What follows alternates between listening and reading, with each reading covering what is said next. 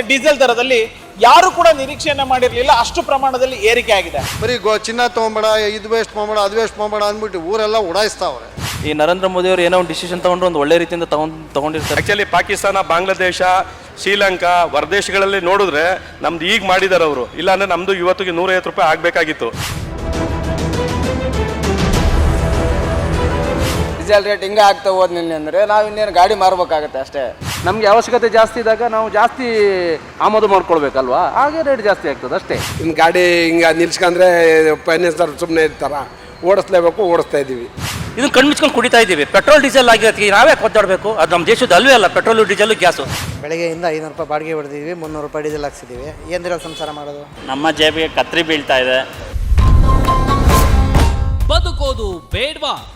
Guarantee news ground report ವೀಕ್ಷಿಸಿ ಸಂಜೆ 5:30ಕ್ಕೆ.